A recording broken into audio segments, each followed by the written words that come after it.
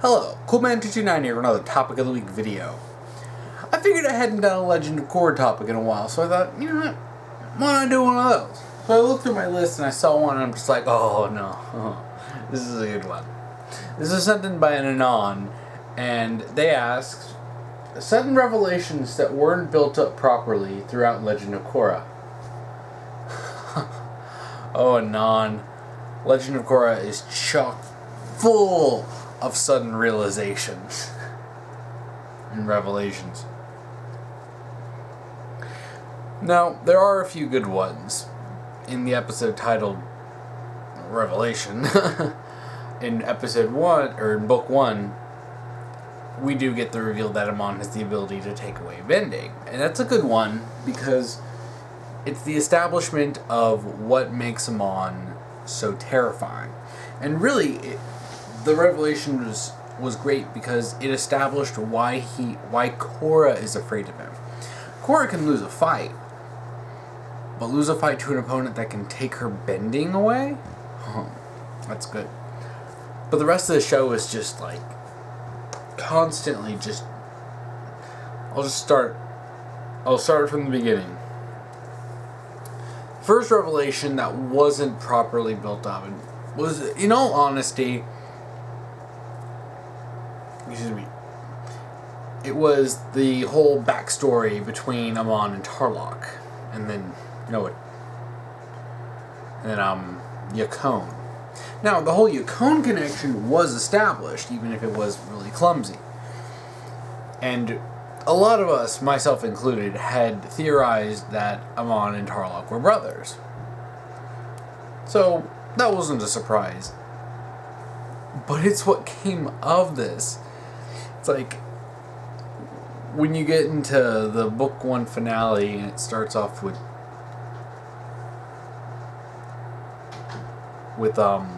story time with Tarlok, he drops this like 15-minute exposition dump flashback just to go, okay, we haven't explained anything, we're just going to explain everything at once. And then he reveals psychic bloodbending. This idea that Amon could take away bending by using bloodbending. It's never explained how. It's just, he can do this. I mean, the whole concept of psychic bending is ridiculous and stupid in and of itself. Now, well, it's like, I mean, the least involved bending we had ever seen up until that point in Avatar: The Last Airbender was Sparky Boom Man. But you still saw him take breaths and stuff, and we know that, that breathing technique is important in firebending. That's what something Iroh taught Zuko. Or at least I remember him telling him to remember it during the Siege of the North. And, had that, like, tattoo, and, we never really got much explanation of Sparky Boom Man or Combustion Man. But, he was very, terrifying. This just takes it to a whole nother level. The psychic, it's like, no. Bending is not, you don't just think bending and do it. It's supposed to be based off of martial arts. Excuse me. I mean, what, are we gonna... does that technically mean they're capable of psychic water bending? Or they're sitting there thinking, it's like, it's basically God mode. It's like it takes away the skill of bending by just going, well, you're just powerful enough to do it with your mind.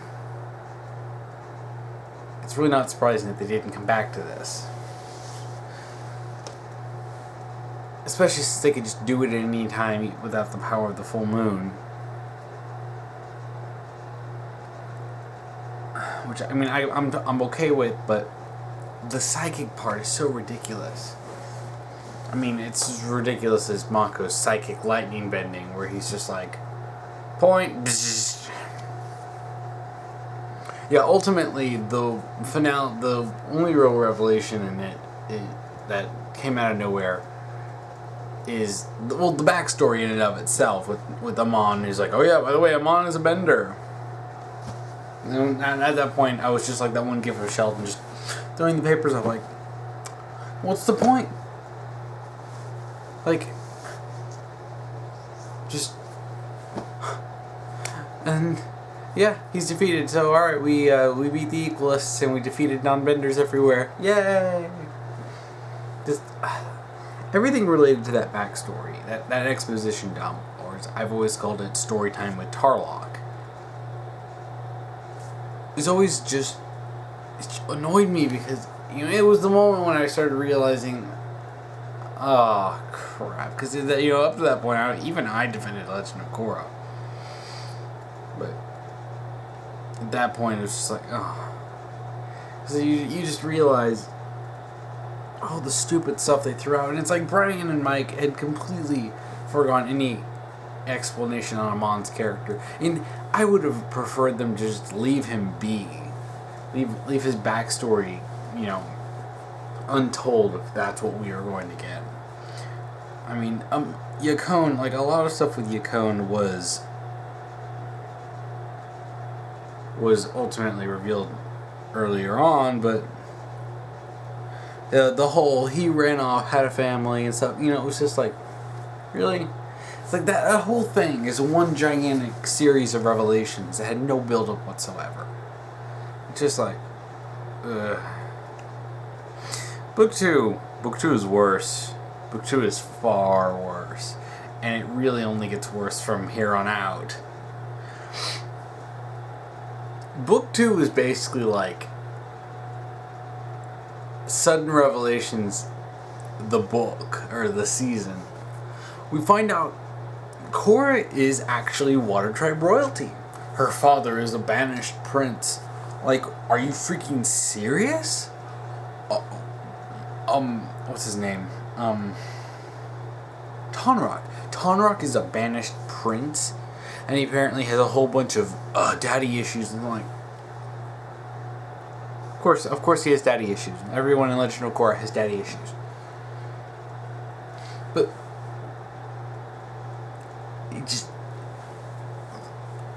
what? And then we're pulling, Unilac out of nowhere, his brother and Korra's uncle, the obviously evil, but somehow completely fools Korra.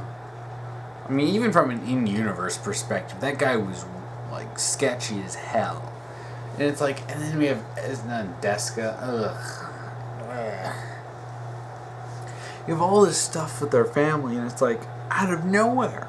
It literally is just out of nowhere.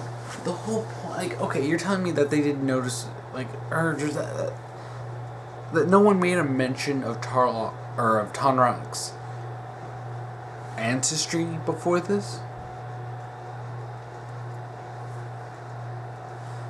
It's like, it's something that they threw in, and it didn't even need to be there. Like it felt like they were trying to give Tonraq angst. And like, in book 1, he was a nice guy. He was literally there for like 2 episodes. And it was a cameo at best. He was in the first episode. We see him approve of Korra leaving, and then at the very end, we see him, and I don't even think he says anything at the end of book 1. And then all of a sudden, he comes back, and he's super angsty. And then it's like, oh yeah. And then it's trying to say that Tenzin and Tonraq created the compound. And this is something else that's so really, really stupid. Book 2 has no mention of the White Lotus.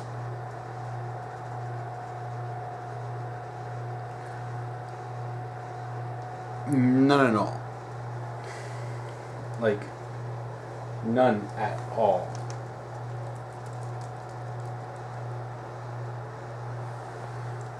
And it's like, it's established in book 1 that the compound was created, like the Order of the White Lotus, to fulfill Avatar Aang's dying wish. His wish was that the Avatar be safe, the next Avatar be safe, so that what happened to him would not happen to anyone else. Alright. Well, they took that too far, and they basically kept Korra locked up and made her live in the compound for her whole life, for almost her whole life. That was kind of the point. They over-sheltered her. They they sheltered her, and she grew up being incredibly naive of how the world worked. Not even just like having a difficulty understand the concept of using money to buy things. But then in book 2, it's just like, yeah, it was like some evil scheme of Tenzin and Tonrak to control Korra. And I'm just like, did you and I watch the same book 1? Like, where is this coming from? Tenzin wasn't like, Tenzin would have been around when it was made, but like, he wasn't involved in this. Like, if anything, it would have been Katara, but she's in the White Lotus, I guess. And it just makes absolutely no sense. It was the Order of the White Lotus that made it. We get it. We already established this. And like, the White Lotus are nowhere to be seen in book 2, and it's baffling. It's like you're trying to come up with this insane revelation. It's like, why? Oh, so we can have Korra and be mad at Tonrak and Tenzin, so she sides with Unalaq while he's obviously evil. Oh my gosh, the writing in this season is so incredibly lazy. Though not as lazy it will get in book 3 and 4. The series just got worse and worse as time went on. So aside from that, we have basically beginnings, and I did an entire topic video on beginnings, but one of the things in it is that the revelations is that it basically contradicted everything that was established by the Lion Turtle at the end of Avatar: The Last Airbender. Good job, guys. And it's like, and it's not even presented with any fanfare, which is probably a good thing, but it's still massive retcons about everything. And then Rava, I like Rava, but Rava was not set up well. Rava was not written well. Same with Vatu. And, I mean, I do have issues with the whole pure good versus pure evil thing that they set up. But, I mean, that whole storyline was out of nowhere. And then, oh gosh. Oh no, I have to also mention the spirit forest that Tonrak destroyed in the past, and it's like, where was this forest in Avatar: Last Airbender when they were in the North Pole? No answer? That's what I thought. Oh, but it gets better. The spirit portals, which had actually come to be a pretty big thing. The spirit portals. There's one in both the Southern and the Northern Water Tribe. Where do they come from? Where do they go? Who knows? These spirit portals are supposed to be like these...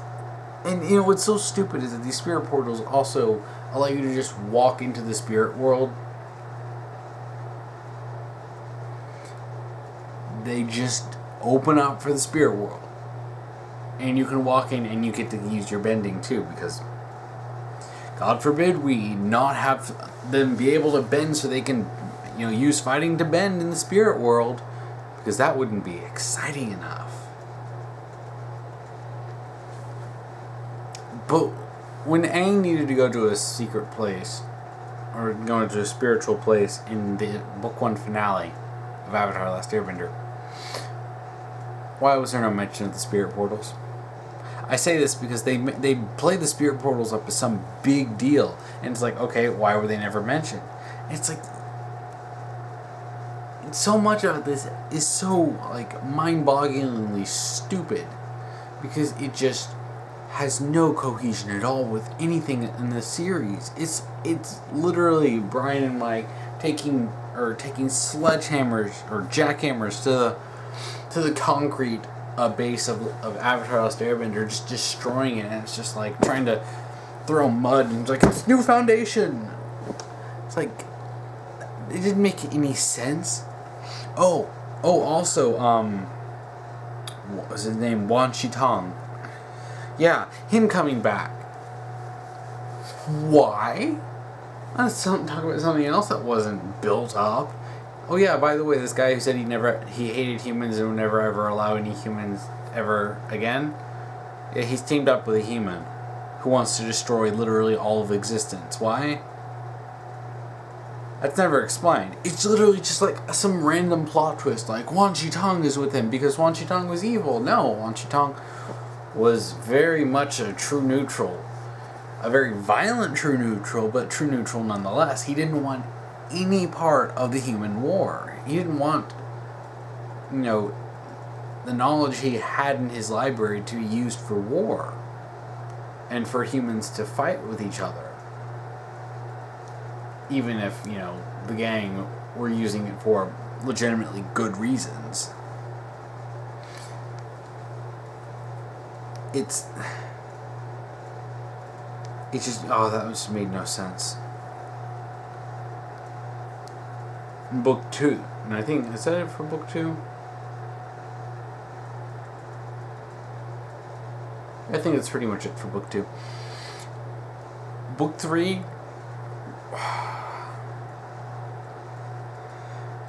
we have Suyin, Lin's sister, who was never mentioned until now. 2 seasons, 2 whole seasons, not a single mention of, hey, Lin, what about your sister? None. That's horrible writing, though I don't think I need to say this at this point for Legend of Korra.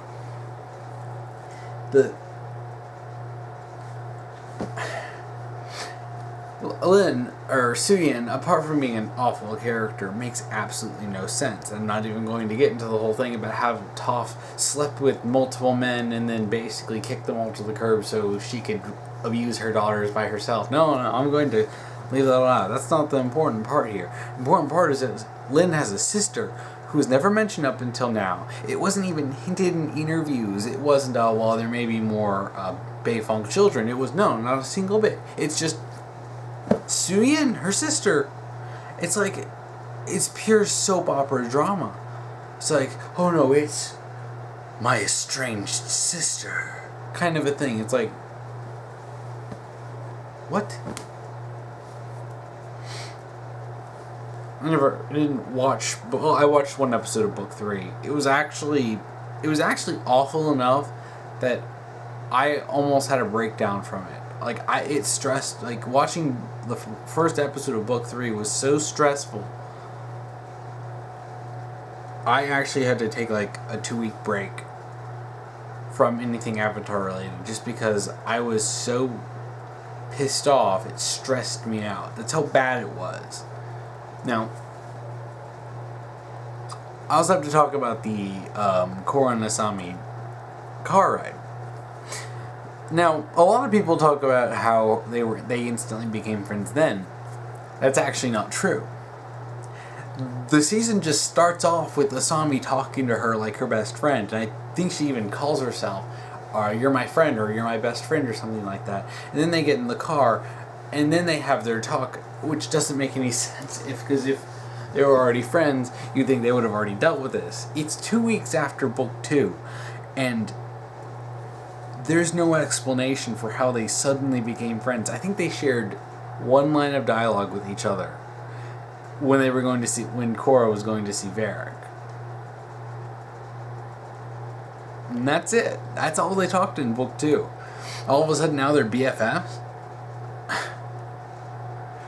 And then the car ride is just like, oh yeah, I totally forgive you, Korra, for making out with Mako when we were dating. And Korra's like, oh, well, I totally forgive you for making out with Mako when he was single and we had broken up. Ha ha ha ha ha, we're best friends. Ugh. The car ride was so painful. Ugh. Oh, I almost forgot about this. Book 3 is a gold mine of this sort of stupidity. So, there are airbenders now. because of some sort of weird spiritual imbalance, i.e. Deus Ex Machinas, there are airbenders. And Boomy becomes an airbender. This is so horrible on so many levels. The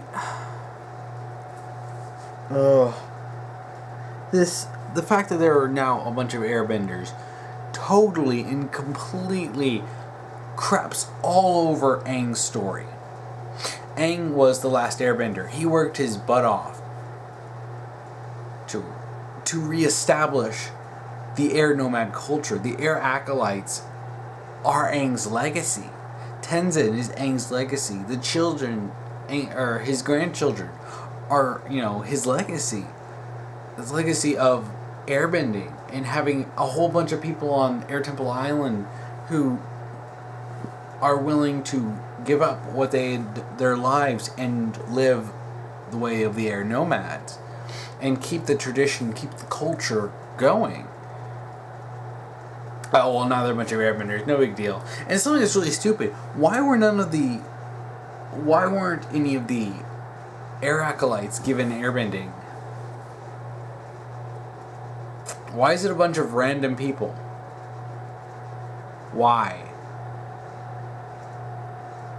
It's like you're telling me that you came up with this plot idea and you didn't think, what if we gave some of the air acolytes airbending? It's like, no. Then I think Tenzin wants to run up and force everyone to obey the air nomad culture. It's like, oh my gosh. Tenzin got crapped on so much in this season. He was turned into such a complete a-hole. But yeah, it's like all these people, airbending now.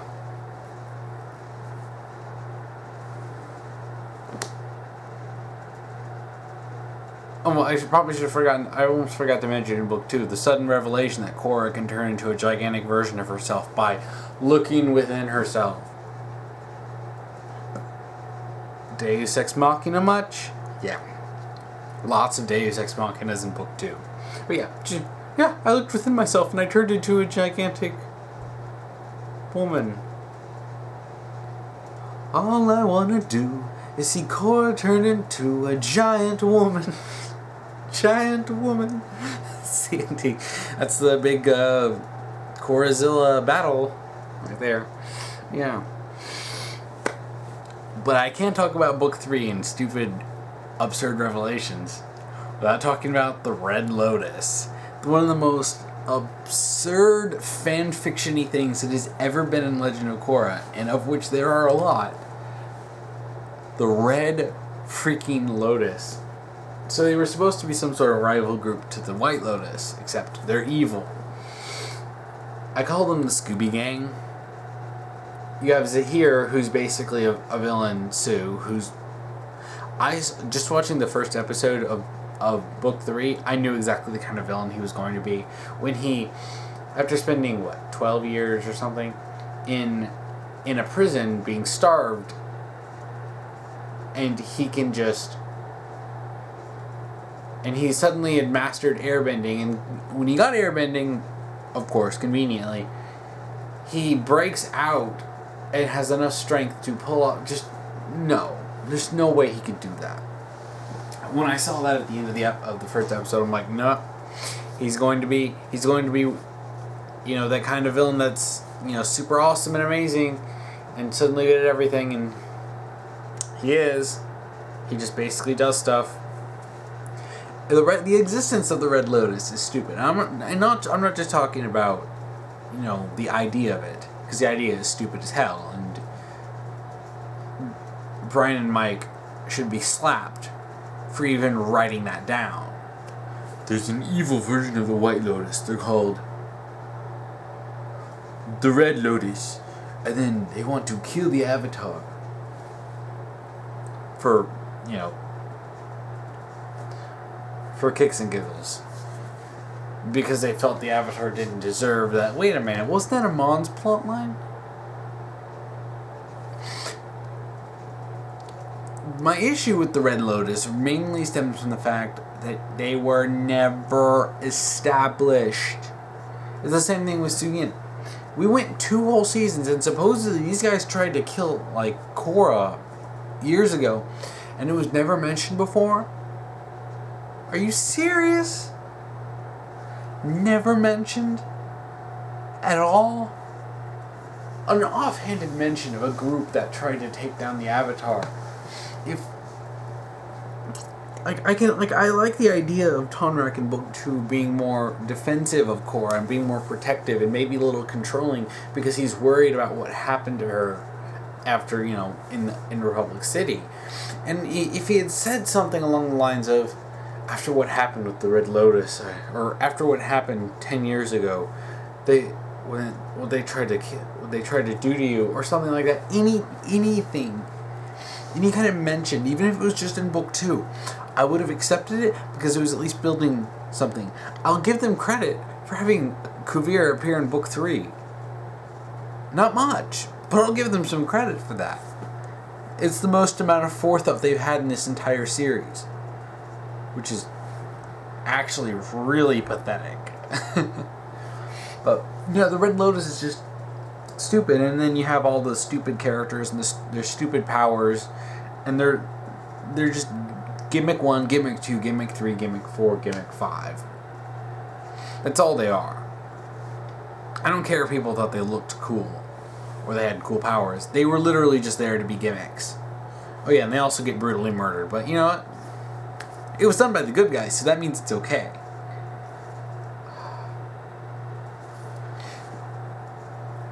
We also have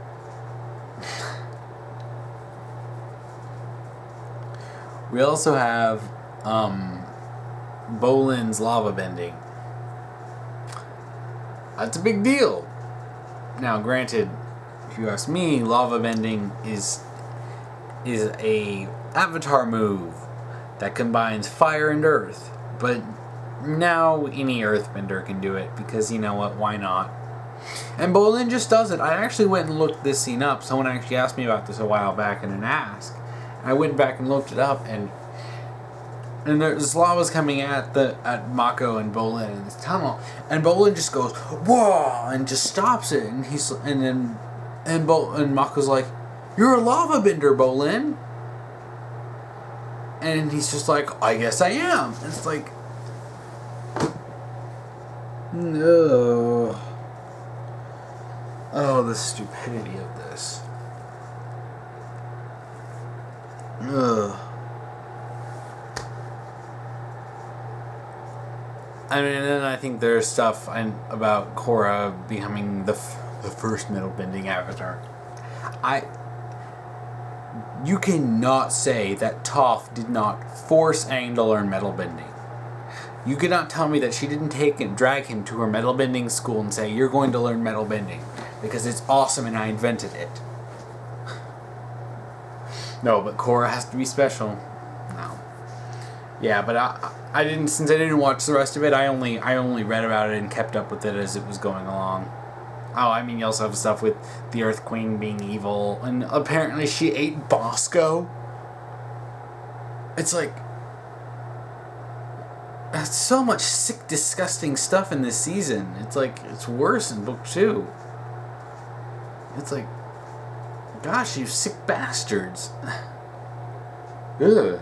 But I think is it for Book 2. Book 3. Or Book 4. Book 4 has one of the biggest ones. Toph is alive. This is so stupid. It was confirmed. It was confirmed before Book 1. People want to deny this, but I remember this very specifically. Book 1. Before Book 1 aired, they were asked, who of the gang is still alive? And the Drake said, only Katara and Zuko. They specifically talked about how Zuko was on his world quest. He had handed over the title of Fire Lord to his daughter, Onara. And, you know, and then, and Katara was still, you know, training Korra. I remember this specifically because then the Zatara fans came in and they were like, Old Zatara, my heart can't take it. Yeah, I remember that. I remember when Zatarans are being stupid. But no, Toph is alive. And she's living in a swamp. And she's turned from a good character into being a crotchety old woman who's completely awful. And it's like, really? She's a complete jerk to Korra, but Toph shouldn't even be alive. And no one seems to really be shocked at this. It's like, it wasn't a, oh, news of my death has been greatly exaggerated. The show's just like, oh, look, it's Toph. Oh yeah, speaking of, hey look, it's X character, I forgot to mention something from book 2. Iroh. Oh yeah, I mean, apart from all the stuff in the spirit world, the stupid stuff in the spirit world, that's just like, what's weird and kooky, it's like, Iroh pops up out of nowhere, and I was so pissed off at this. This is such a cheap cameo. You're just like, Iroh's like, oh yeah, before he died, he went into the spirit world and just stayed. Yeah, he walked into the spirit world using those portals, right? The portals that Korra opened. Iroh went into the spirit world. He did. That's how he can see Roku's dragon in Avatar: The Last Airbender. But you're telling me, even if he did, like, his soul is there, it's like, what? It's such a, it honestly, it was one of the most insulting things in Avatar: in Legend of Korra. That book 2, when Korra goes into the spirit world and, oh, look, it's Iroh. Hey, everyone loved Iroh, so if we shove him in here, everyone's going to love it.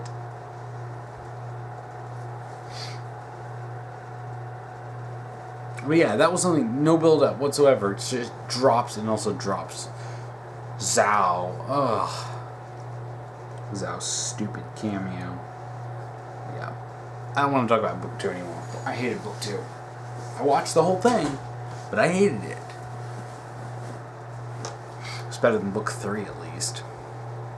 At least I could stomach book 2. But yeah, and then Toph is alive in book 4, and it's just like, it's one of those things where they're constantly just changing the rules. It's like, you can't, establish canon and consistently every single season go, yeah, forget all that, here's new stuff. Oh yeah, forget all that, there's a difference between, like, I don't know if I talked about this in a previous video, but there's a difference between a good retcon and a bad retcon. You know, this is nothing but bad retcons over and over again. The whole thing of, I know the least about book 4, mainly just because I'd gotten so disinterested when book 4 was airing. The only thing I cared about was Kuvira. Kuvira looked cool. She was cool. And of course she was turned into nothing but a two-dimensional evil villain, but hey. Book 4, I think, thinking about it, it has the least amount of, badly executed revelations. And I know there's the whole thing about her PTSD from being crippled was basically reduced to, oh yeah, by the way, it's because of mercury poisoning, and apparently we couldn't take this out until now. Most of the season, from what I've seen, is just bland and boring and just awful. But then, of course, you can't talk about this without talking about Korsami. It's like, and even then, that revelation didn't even come in it. It came afterwards in an 8-paragraph rant from Brian, I think it was Brian Konecko, ranting about how you can't deny they're bisexual. Really? Like, you put in what could be considered almost the lightest of ship teases. And this is definite proof that they wanted to bang each other. That Korra and Asami are just in love. Not buying it. It's like we see how both Korra and Asami react to someone they like. Remember how they reacted to Mako in book 1? Asami was incredibly forward. She was like, hey, you know what? I think you're cute. You're also a pro bender. Let's go on a date. Let me take you to the nicest restaurant in town. And then Korra is basically just like fawning over someone. Yeah, trust me, they're not the oh, I'm so nervous in front of this person kind of people. Neither of them are. So don't try this BS on me. Now, other than that, really, I'm sure there are a few other ones, but I think I covered all the major revelations across the series. So much. One of the biggest problems in Legend of Korra is that the entire series isn't built up properly. Even when they knew they were getting 3 more seasons, it's obvious that Brian and Mike didn't put any thought into planning these seasons whatsoever. And I believe it's because they are incapable of plotting out a season. Or at least more than one.